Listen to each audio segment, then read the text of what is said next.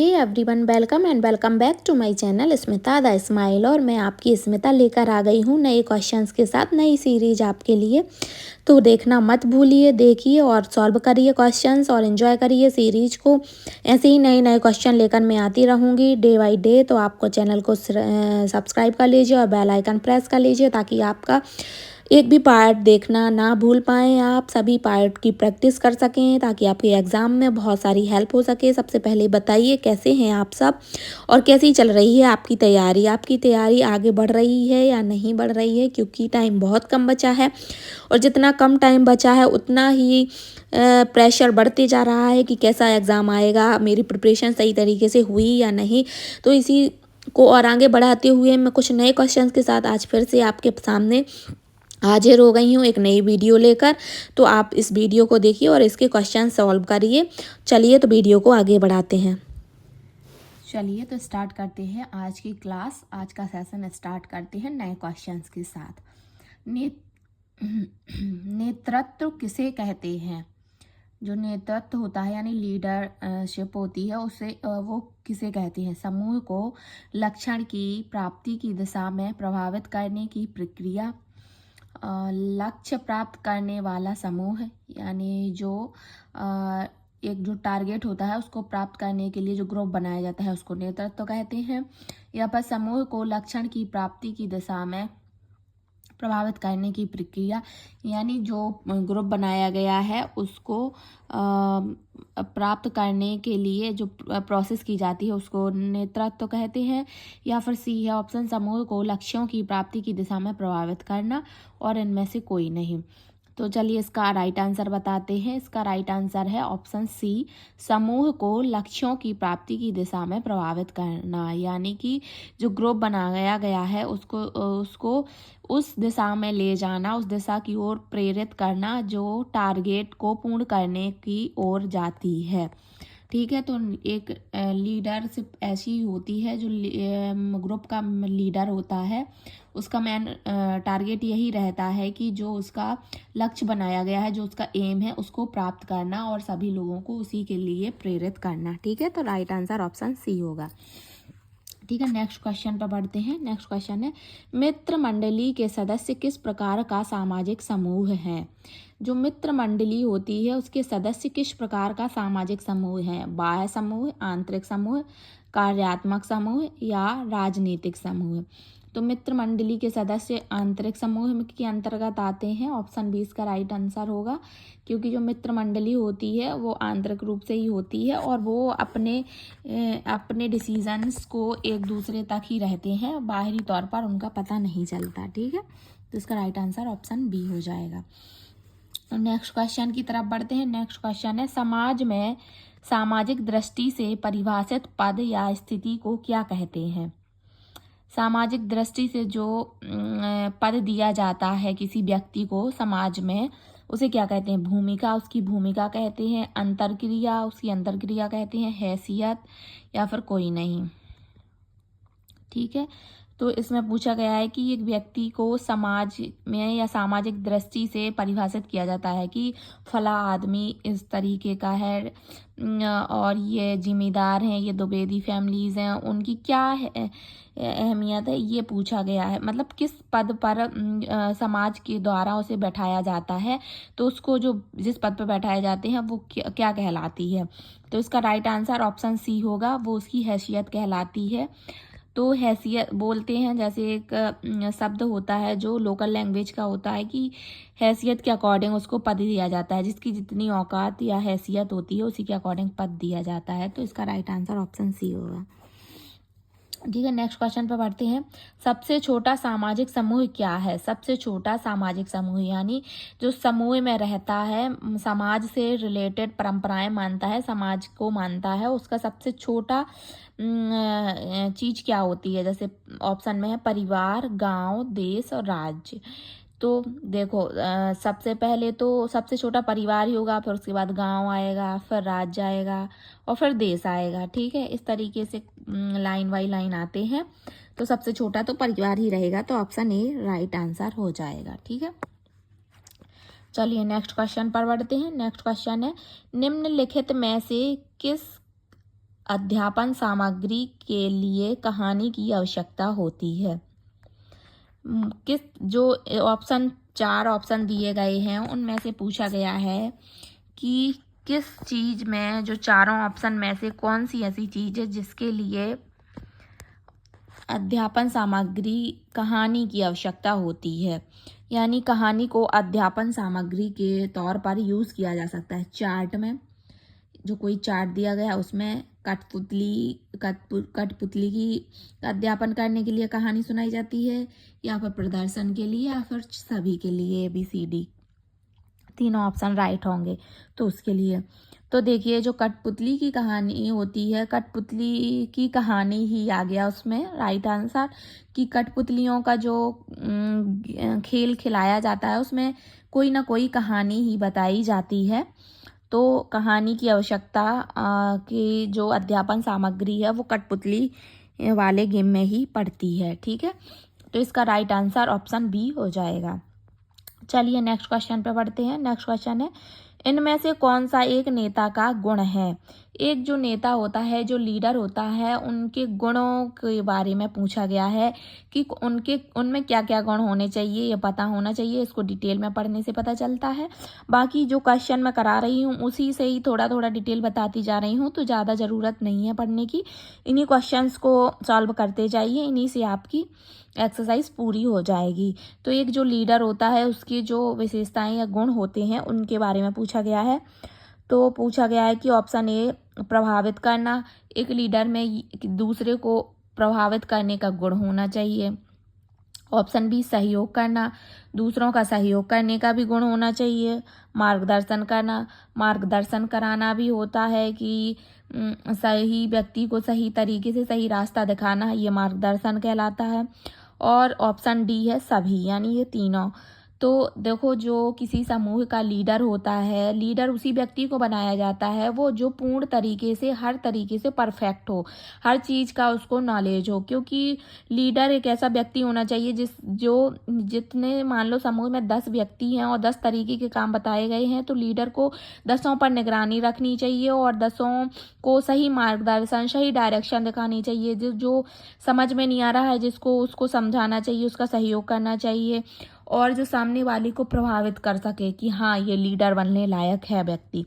तो लीडर बनने में ये सभी विशेषताएं होनी चाहिए। ये चारों गुण लीडर में होना जरूरी है। तो इसका राइट आंसर ऑप्शन डी हो जाएगा। ठीक है, तो इस तरीके से ये क्वेश्चंस हैं जो आप बताइए। अगर आपको अच्छे लग रहे हैं तो इसको लाइक ज़रूर करते जाइए, जिससे हम लोगों को भी मोटिवेशन मिलेगा और नई क्लास लाने में उत्सुकता रहेगी कि चलिए बच्चे इंतज़ार कर रहे हैं, उनको पढ़ने की ज़रूरत है और मुझे बनाने की। तो आप लाइक ज़रूर करते जाइए, आपके एक लाइक से हम लोगों का मोटिवेशन बढ़ता है। तो आप लाइक करना बिल्कुल मत भूलिए। चलिए नेक्स्ट क्वेश्चन पर बढ़ते हैं। नेक्स्ट क्वेश्चन है, पोस्टर किसका उदाहरण है। जो पोस्टर रहते हैं जगह जगह लगाए जाते हैं, या दीवारों पर लगाए जाते हैं, या कोई अपने घर पे लगा लेता है, या फिर किसी भी चीज़ का ऐड करने के लिए भी पोस्टर जगह जगह लगाए जाते हैं। तो जो पोस्टर लगाए जाते हैं वो किस चीज़ का उदाहरण है। दृश्य सहायक सामग्री है, यानी पोस्टर देखकर पढ़ने में सहायक सामग्री है, या फिर श्रव्य सहायक उपकरण है, या सुनकर सहायता करने वाला उपकरण है, या मुद्रित सहायक उपकरण है, या तो पोस्टर किस प्रकार की सामग्री में आएगा। दृश्य, श्रव्य, मुद्रित या सभी।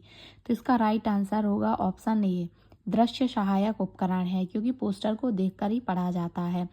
तो पोस्टर दीवार में लगा हुआ है तो सभी देखते जाते हैं, यही उसका ऐड होता है, तो ये दृश्य उपकरण में आएगा। ठीक है, तो राइट आंसर ऑप्शन ए हो जाएगा। अब नेक्स्ट क्वेश्चन पर पढ़ते हैं।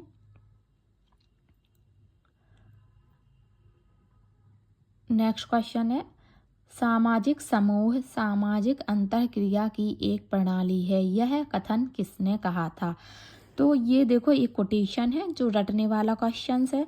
तो ऐसे भी क्वेश्चन आ जाते हैं, तो इसको एकदम रट्टा मार लेना है, और कि ताकि भूले ना, कुछ कीवर्ड से इसको एकदम फिक्स कर लेना है माइंड में।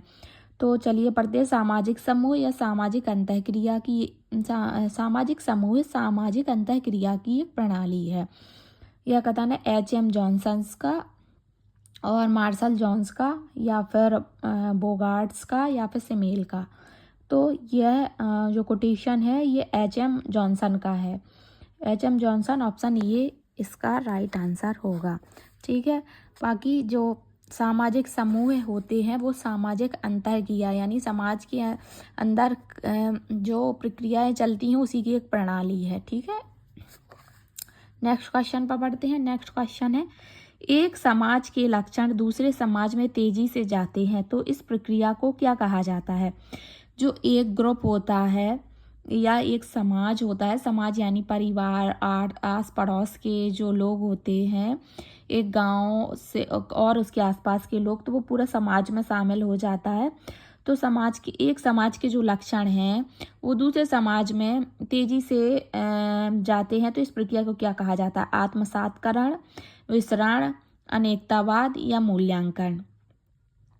तो फ्रेंड्स इसका राइट आंसर ऑप्शन बी हो जाएगा, विसरण। ठीक है। तो एक समूह से दूसरे समूह में जो लक्षण ट्रांसलेट होते हैं उसको विसरण कहा जाता है। ठीक है। नेक्स्ट क्वेश्चन पर बढ़ते हैं। नेक्स्ट क्वेश्चन है, प्रभावी भाषण किस पर निर्भर करता है।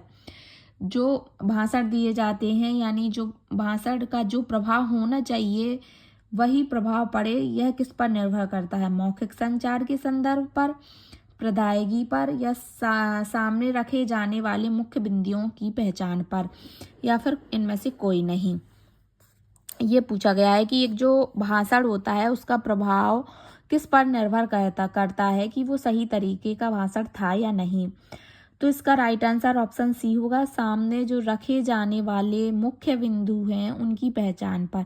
जो भाषण देने में मुख्य बिंदु रखे गए हैं वो सही हैं कि नहीं, उनकी पहचान सही तरीके से हो रही है या नहीं, इसी पर निर्भर करता है प्रभावी भाषण।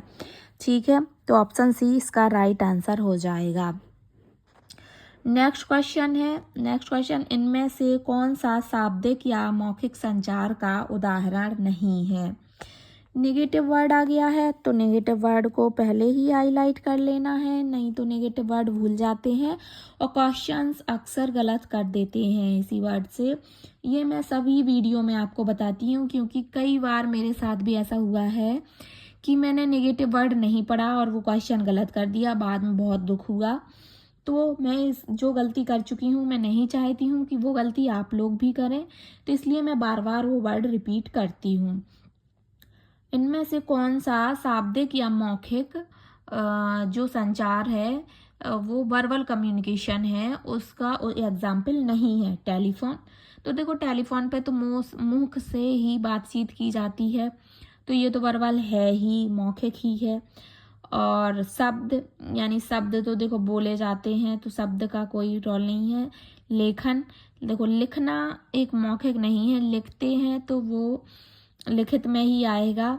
और इंटरव्यू तो फेस टू फेस मौखिक ही होता है, तो इंटरव्यू भी इसमें नहीं आएगा। मतलब इंटरव्यू तो मौखिक संचार का साधन है ही, तो इंटरव्यू इसका राइट आंसर नहीं होगा। टेलीफोन भी नहीं होगा, शब्द भी नहीं होगा। जो लेखन है ये मौखिक नहीं होता है, तो यही इसका राइट आंसर होगा। नेगेटिव वर्ड ही पूछा गया था। चलिए नेक्स्ट क्वेश्चन पर बढ़ते हैं। नेक्स्ट क्वेश्चन है, सामाजिक बीमा में क्या क्या शामिल होता है। सामाजिक बीमा जो होता है उसमें क्या क्या शामिल होता है। पेंशन शामिल होती है क्या, बेरोजगारी शामिल होती है क्या, अशक्तता भत्ते शामिल होते हैं क्या, या फिर ये सभी चीज़ें शामिल होती हैं, ये पूछा गया है। तो अशक्तता भत्ता लिखना था यहाँ पे, तो मैं भूल गई थी लिखना, तो मैंने लिख दिया है। तो सामाजिक बीमा में ये सभी चीज़ें शामिल होती हैं। पेंशन भी शामिल होती है, बेरोजगारी भी शामिल होती है, अशक्तता भत्ते भी शामिल होते हैं, और सभी ये चारों चीज़ें इसमें आती हैं।